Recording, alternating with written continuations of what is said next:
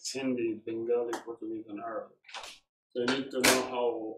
No, you just need to what is a mixture, the minimum number that can fit this language. Are you coming this afternoon? We should be. Yeah. No, I won't be. I have to do the scientific work. Okay, so let's start today. My plan is to mainly walk through structured streaming. It's so there are two APIs for Spark streaming. I mean, one is Spark streaming, the other one is structured streaming. Structured streaming is a new one. And at a high level, we already went through Spark streaming, and it's quite convenient. It's a RDD-based API, and it has this concept of D streams or discrete streams. So structured streaming is essentially the SQL version of Spark streaming. So you can deal with data frames and data sets in the stream, but it also provides they're trying to work toward continuous processing, right? Instead of micro batching, they're trying to move away into almost real-time processing. So a lot of it is under development, but I think it's worthwhile sort of marching through this because a lot of tasks are going to be essentially structured streaming tasks, especially either you do online machine learning or you do offline machine learning, say by processing the last 2 years of data, you worked really hard and built a model. And then remember, we know how to write learned models using this PMML format into a file. So now we can read that file and then essentially have data coming at us through structured streams and then do predictions online. Right? It's a bit more.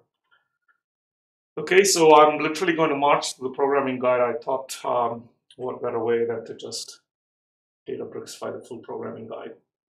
So there are a little annoying quirks we have to live with because it's hard to get sockets going, and I didn't want to use structured streaming to set up the input into, Spark streaming to set up an input into structured streaming.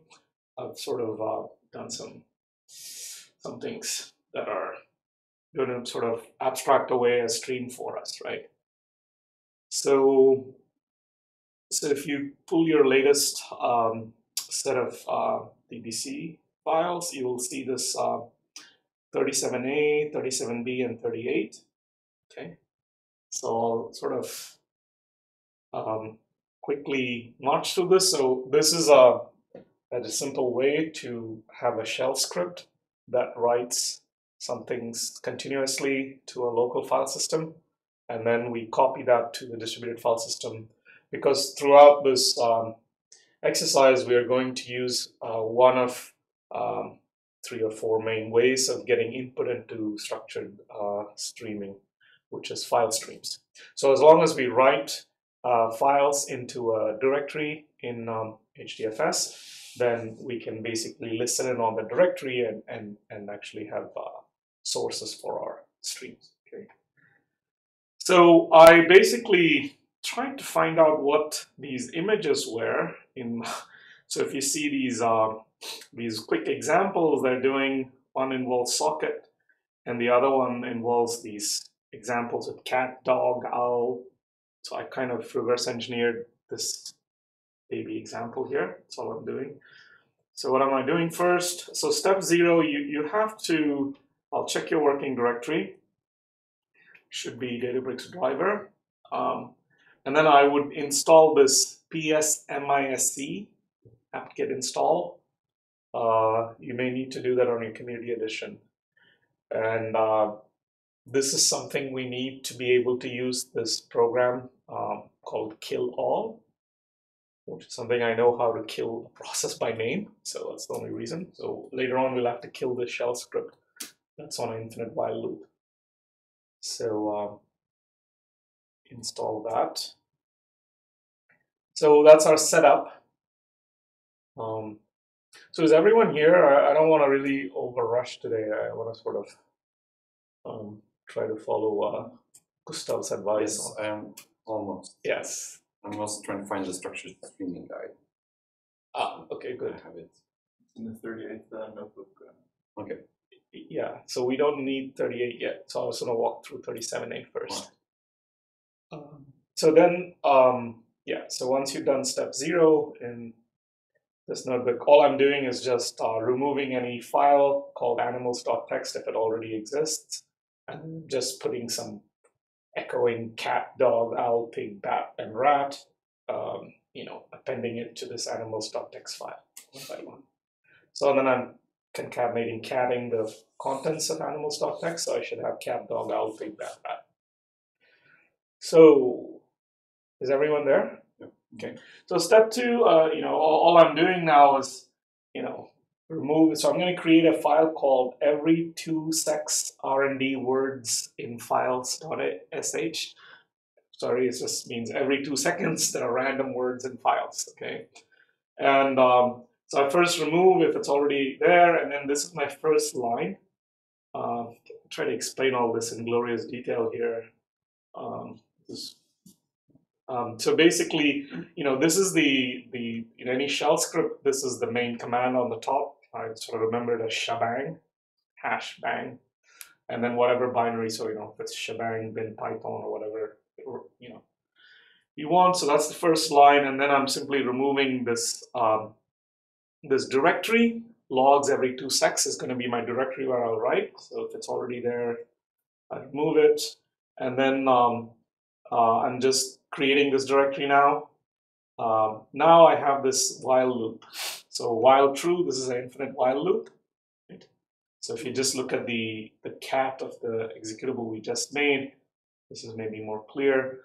I'm doing an echo, and then in these parentheses, I have I'm running this date command. So if you do man date and look around, this was painful because only certain formats are easy to parse on Java downstream. So I had to go back and iterate a few times. So this dash dash RFC 3339 equals second will give me dates in a certain format that is default readable by Java time up to second resolution. Okay.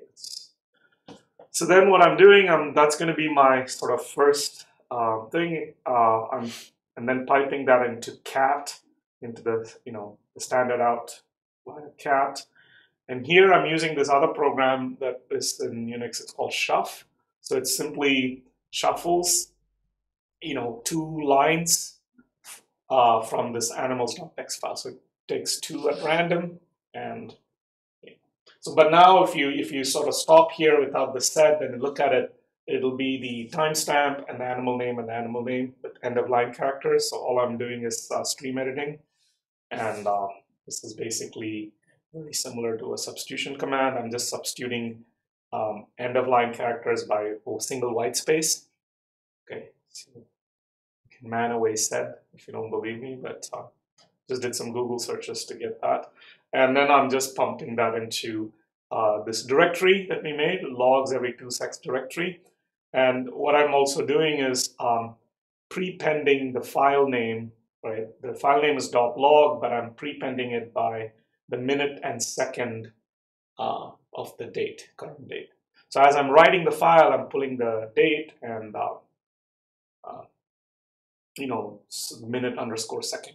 So this way, I will always have, there are 60 minutes and 60 seconds. I'll have at most 3,600 files written constantly to this directory, right? Mm-hmm. Because I don't want, and it's kind of important. So I don't have like double arrow here because I'm not appending it.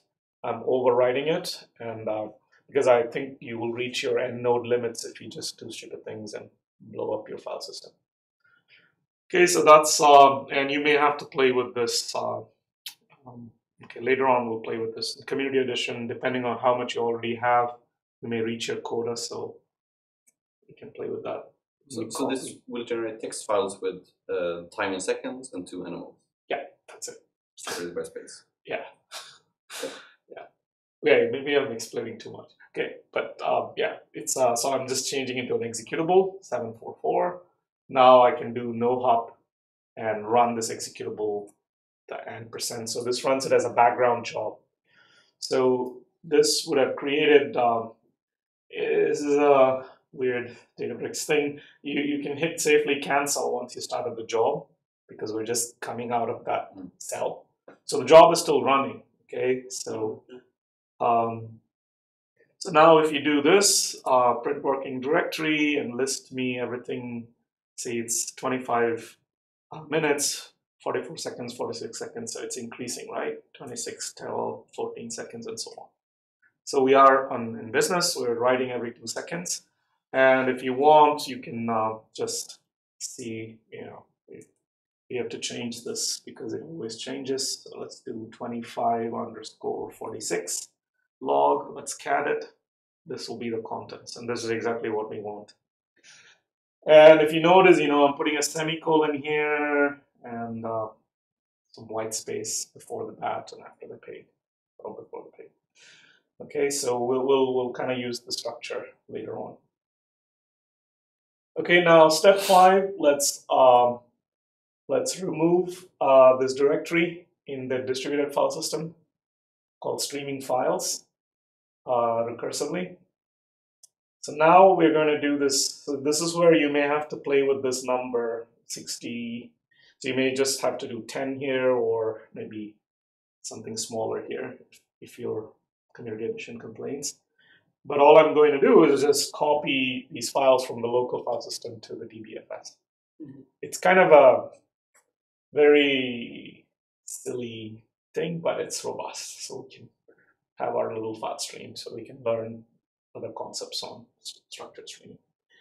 The other advantage of this little hacky thing is you can now have any arbitrary library with some arbitrary executable that produces some simulation, whatever, something much more complex, and you can set up this kind of a file streaming job.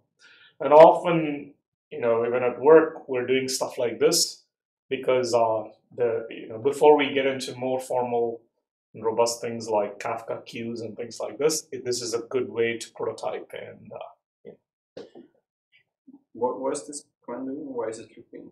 Why is it looping? Or yes. Well, because I'm copying one file at a time. Are you? Yeah, well, I'm copying whatever is there right now. So as it's getting loaded. So it's enough just to copy it at the end. But assuming that you're streaming. I mean, so what I want to do is, what I would normally do is not talk. I would comment a couple cells and run all, and I will jump into the other place. So this is simulating the stream. Yeah, it's simulating the stream. I mean, I mean, this is not ideal, right? Because it's just copying again and again everything, but these files are so tiny, it's not a big deal. In the second example, we do directly in Scala. We avoid this whole. Okay, I sleep for 5 seconds and whatever. So right now, stuff is loading in the other place. And then, when you're done, you can cancel this, or you can even cancel this now if you want, because there's enough files to look at for now. And then you want to kill this thing. So it's not. This is on an infinite loop. Okay. But before we do that, let's go and. So while we are on the business of file streams, let's look at this guy quickly as well. I mean, just to contrast, so we don't need to go through this crazy shell world, right? So here I'm just directly writing a function. We'll come back to this in a sec. Mixtures of two normals, and I'm simply, taking the stuff. And here I'm taking my simulator and directly writing in this, override mode into the distributed file system. So we'll come back to that when we are deeper into the other thing. Let's go look at 38. Okay, so I don't know. This was kind of a mission. I thought, why not mark down the full programming guide? So maybe it's stupid, but let's see. I also wanted to make sure I really learned everything. So again, this is our basic overview structured streaming is it's scalable, fault tolerant, fast, end-to-end, exactly once stream processing. So it's fault tolerant even when the master will fail, right? Because it uses write-head logs and checkpointing and things like this. So even if the master fails in the middle of a streaming job, it can recover. Because you'll have a cluster manager, hopefully that is not a standalone. It will something that's that'll launch a new master if the current master fails. So these are important things. And so far we sort of, so remember, even the full concept of resilient distributed data sets is that we keep these lineage graphs, if they're RDDs, in the master, or if they are SQL data frames and data sets, then we, what is that called? Then we keep the query plan, the optimized query plan, also in the master, right? So if one of the executors crashed, then the master knows what to do, right? And that's enough for most of the time because we're running batch jobs. But of course, there's a probability the master will crash if you're running streaming jobs continuously. So, so there are ways to deal with master failure, and then it's done through these checkpointing and write-head logs, and that's all here. Okay, here is the sort of high-level programming model. The basic idea now is we have data coming in a stream, and we have this notion of an unbounded table. And so remember, this is essentially data frames and data sets and SQL on streaming, right? As opposed to the other one that's RDD based, Spark streaming. So we have this notion, at least conceptually, of an unbounded table, right?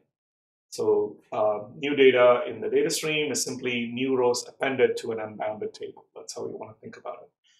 The way we deal with memory and things like this later on is by using water marking, and at the end of the day, you cannot have infinite time, and so. But yeah, but at least conceptually, this is how you think of a data stream now. And so what we will be typically writing are queries on these streams, and these queries will typically generate a result table, right? Because everything is stable now. So, so for example, here we have triggers. So every second you have some interval of time, and every time there is a trigger, data up to that, say the first second, will be there, and the query will execute on all the data up to now, and it'll produce a result table, and the result table will typically be written to some sync, right? So we'll march through these things. And once again, data up to time 3 is, of course, getting bigger. There'll be some result table and output table. Okay, so there are many modes in which you can have the output. So this is conceptually what you want to think is output is what gets written in the end after processing these tables. Typically the external storage, but it can also be just outputted to console, so you can see it, or some in-memory table. Okay, and the modes are complete mode, append mode, and update mode. Right. So in the complete mode, the entire updated result table will be written to external storage, and in append mode, only the rows that have changed since the last trigger will be. So when we walk through this, we will mostly be focused on complete mode, but later on it's just one little change. Okay. So now let's go back to a sort of quick example with this cat dog owl cat thingy. So instead of netcat, we're created a file stream. So this is what is going to be coming at us. So if I strip out the timestamp field, I have two animals like this separated by white space, and essentially the input unbounded table will look like this, right? And it'll keep growing, and we can do some simple query aggregation like word count where we have some flat mapping and simple counting, right? So that's enough, right? So to get the concepts across. So here is what the result table is going to look like. It's just a running word count. And then we can print the counts to, in this example, we'll print it to console so we can actually see it to a file. Okay. So let's sort of play around with this. So we already started this job, 437A. So if you look at it, here are the files. And okay, so it's sliding a bit. So yeah, so we can, we know this is what the output is. It's just timestamp, semicolon, and then 2 animal names. So now this is how we create a stream. Okay. So here we're going to create a streaming data frame. So we just have streaming lines. We use the Spark session. So Spark is what's provided natively here in Databricks. And then we just do .read stream. So I mean, remember, .read is what you normally do for a static data frame. So all we do is .read stream. And you can use an explicit schema or not, depending on, so let's do default now. I'm putting this option max files per trigger 1. This is just to say we want only 1 file per trigger event. And then the format is text, and then we're going to load this directory. So it's going to basically set my stream up, and the default schema is just going to be something called value, and it'll just load everything as a string. Okay. So if you really want, you can watch this go by. Yeah, so this is already diving into it and looking at so display, Databricks display simply shows you. So you can see the values increasing. These are the strings we're reading, and if you hit this thing, it'll tell you input versus processing rate, batch duration. So this is quite helpful when you're really sucking in some actual stuff and you want to know what's going on. So let me cancel this because that's a bit.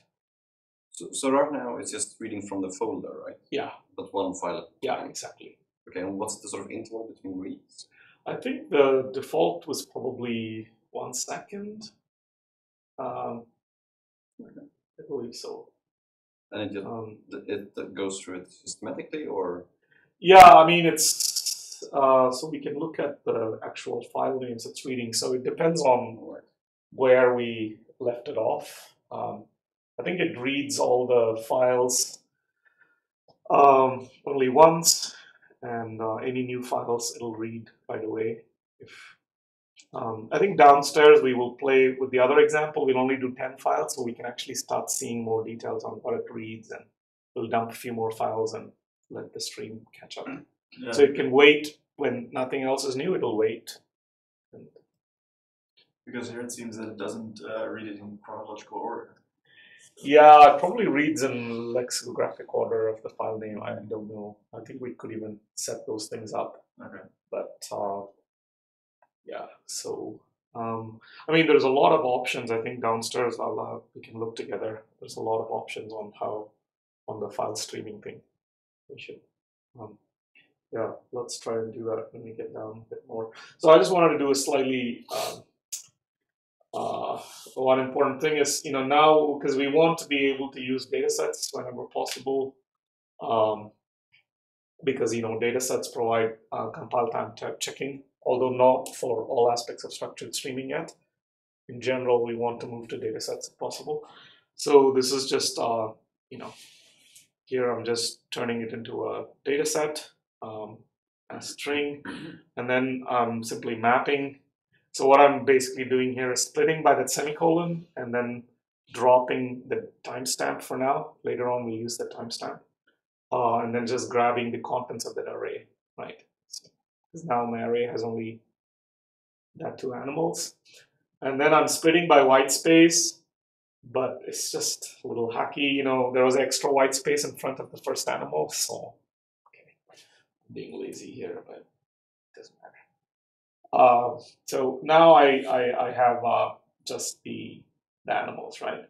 So now I can basically do my word counts, right? So this is just a simple example of an aggregation. And I'm also ordering by the most prominent animal. The most prominent animal should sort of always move around because they're uniformly shuffled. So then I have my query. So up to now I'm just setting up a whole bunch of steps I want to do, right? So the query is what's going to actually run the job. So now I'm saying I want to do a write stream, and my output mode is complete. So everything that's been sucked in up to now is going to be counted, right? All the files that have been read in whatever order. And I'm just saying my format is console, so it'll just spit out to the console.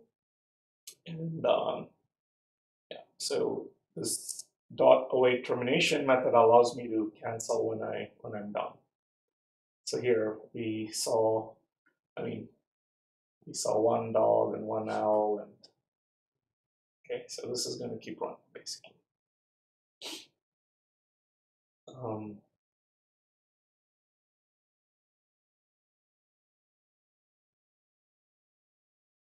Yeah, so if you want to jump ahead, here is the various. Okay, you see options for file sources. Can you wait a second? I didn't get any batches. So. You didn't get anything? No, not yet. Oh. I want to try restarting the stream. Oh. Let's see if that works. Did you cancel the other one, the display one, before? No. Oh. Maybe I would do that. I'm not sure.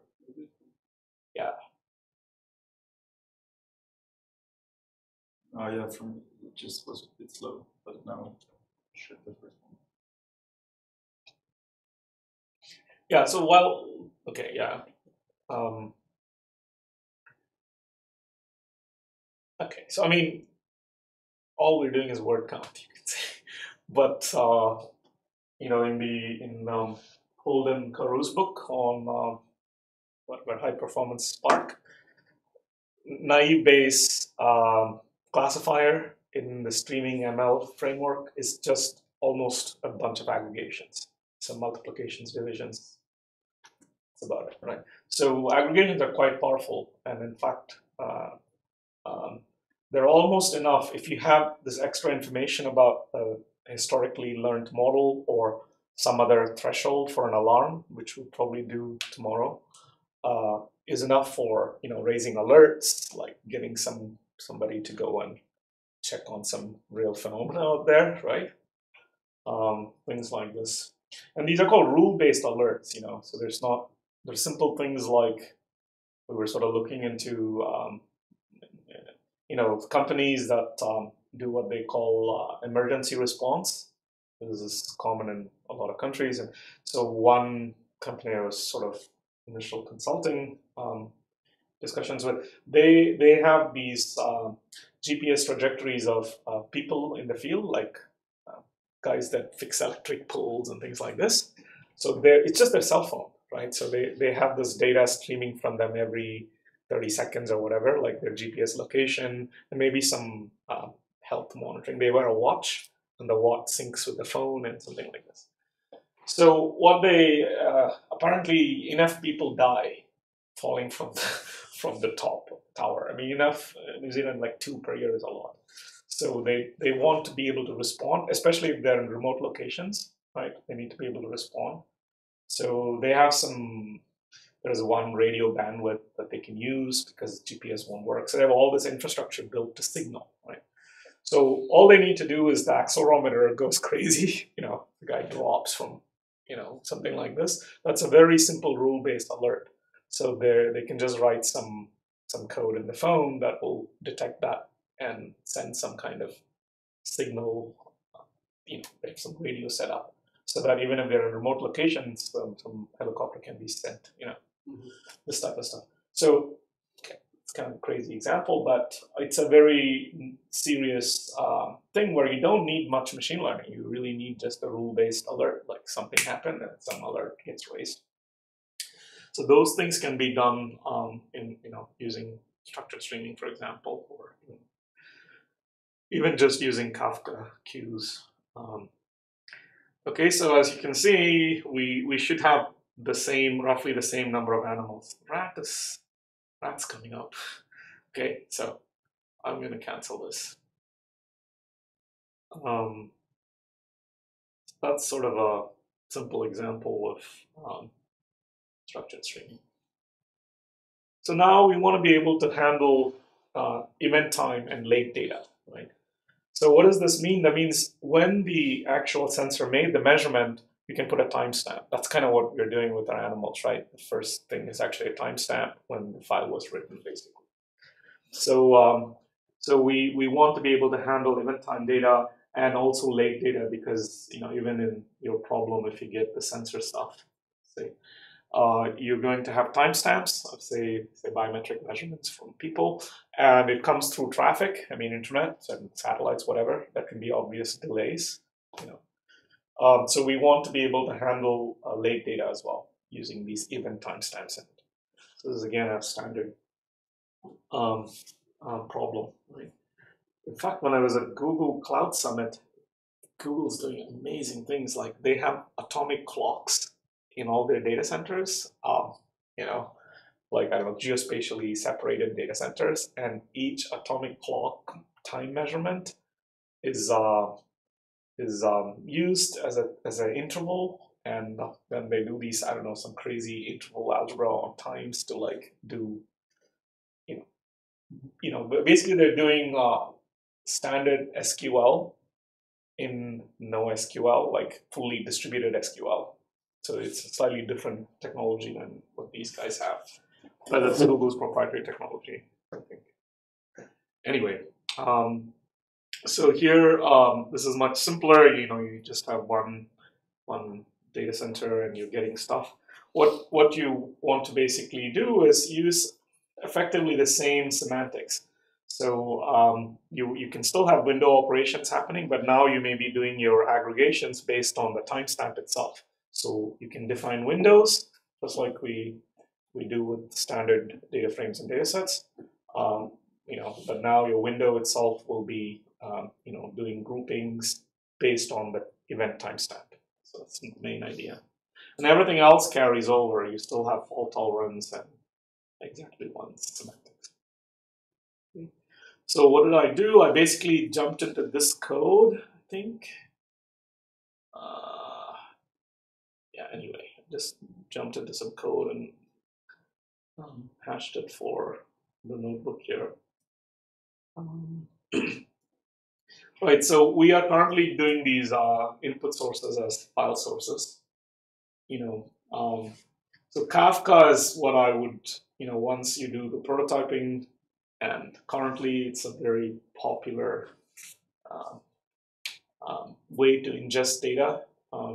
So this is also an Apache project. And then there is a whole guide on integrating Kafka into structured streaming. And also there is Kafka integration guides for Spark streaming as well. So I have not gotten my hands dirty with Kafka yet. I haven't built my own little Kafka things, so I can't tell you much about it. And at work, we haven't gone there yet because we're still sort of prototyping on file streams and simulated stuff. Okay, so but that's there, and that's probably what you will want to get into later. Sockets, I just couldn't get these things working on Databricks. So yeah, here's the options, and I guess whether to process the latest new files first. I don't know, you can play with this good stuff. Yeah. So the default is false, so it's not doing the latest first, right? So it's probably using some graphic naming convention, I don't know. You can read the docs or figure it out. For example, Okay, so now regarding schema inference, basically it is not recommended that you do automatic schema inference in structured streaming. You really should, you know your schema ahead of time and field it in case it's violated. But then for debugging purposes, you can set this Spark SQL streaming schema inference to true. Yeah, there are more pointers on partition discovery and how to name your directory structures appropriately. We're not, but this is the kind of things we need to worry about. For example, if you're starting collecting your network logs and putting it into some huge distributed file store, and then setting up streaming jobs from there, that's a very typical thing to do, right? Because your sensors, will be making logs of, say, NetFlow or whatever, and then you can put that every minute or something like this into the distributed file system, and that is a very natural way to ingest data for the project like Victor and Casper are into, right? Some kind of anomaly detection for network threat detection. There you need to pay more attention to your partitioning schemes and so on. So I think this is just right out of the programming guide. I didn't want to really change it. So we can do all the basic operations, right? So we can select stuff, we can project, which essentially means filters or some user-defined functions, or we can do aggregations, right? Group bys and things like this. So now let's just get into this other example. This is the mixture example. So before that, let's be good and cancel this, because we can, again, we have enough files. We can restart the streaming job as long as we don't delete this. And we can still play around with what's been collected. And then I would also kill this, because this is an infinite while loop that's just running in the driver program.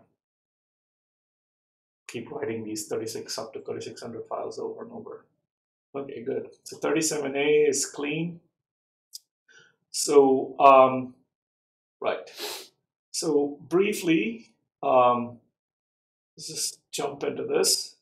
This is a little example I'll revisit probably tomorrow as well, because I want to set the stage for anomaly detection, outlier detection, things like this.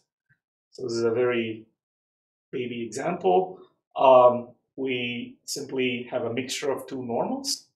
So here is my function, my mixture of two normals. So I have a normal location, which is a double. It's a univariate normals, and I have an abnormal location. So these are the mean parameters of the two normals. And I have a normal weight, and the abnormal weight is 1 minus the normal weight. So it's just a mixture of two Gaussians. And then I have a random object R, right? So I can control the pseudo-random streams from outside.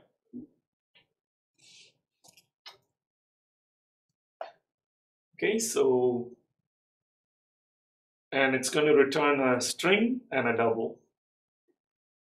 So my val is if R next double, so that's my next double would be my uniform number in 0, 1. If that's less than the normal weight, then I'm going to sample R dot next Gaussian will give me the next normal standard normal distribution with mean 0 and variance 1. So I'm just adding the normal location. So this is just a normal distribution centered at the normal location with variance 1. Else, with the rest of the weight, I'm basically going to center at the abnormal location. So I literally have a mixture of two Gaussians. And this is just for sanity, so you can just run that, and I just have seed 1, and I will always get the same samples, 0.58 and negative 0.34. Of course, I can change the seed and get other stuff. Yep. Okay, so and I'm, just to let's just visualize 1,000 samples. So I'm just vector filling 1,000 and just calling my function. It's going to, and then I'm just selecting just the second column. So here's my little blip, right? So 99% of the weight, so is on the normal centered around 1, and the remaining 0.01 1% is sorry, 0.01 is, well, okay, it's probability, so I can say 1% probability, right? Yeah, 0.01. Yeah, good. 1%. All right. I'm bad at lots of things. Anyway, so 1% is sitting around 10, right? That's what we're showing. Okay, so it's just a little example. If you have time today, I'd like you guys to play around with O37C, which doesn't exist yet. It will be a mixture of 2 random graphs. I want you to, maybe we can do what you want. Coffee.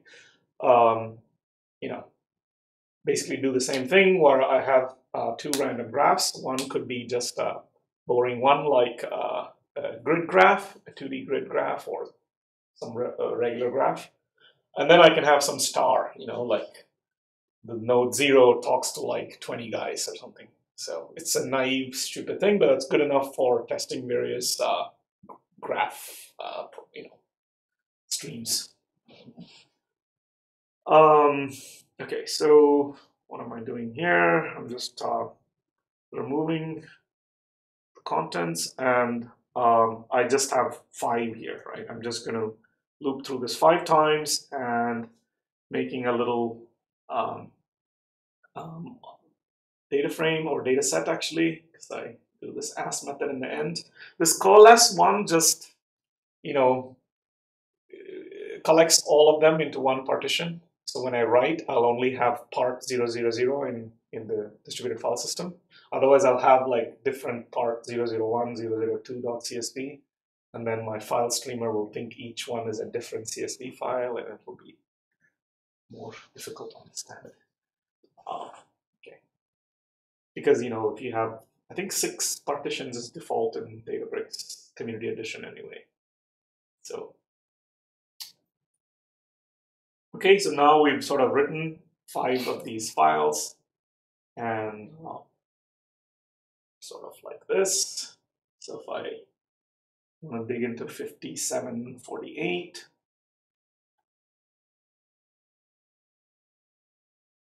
okay, so this is our, there's a lot more files that wrote successfully, but you see there's only 0c000.csv. There's only one file. This is because we did this coalesce. Otherwise, we'll have lots of them, and possibly some of them will not have any content. Okay, so we can take a look at 5748. I'm doing a star.csv, so only that file.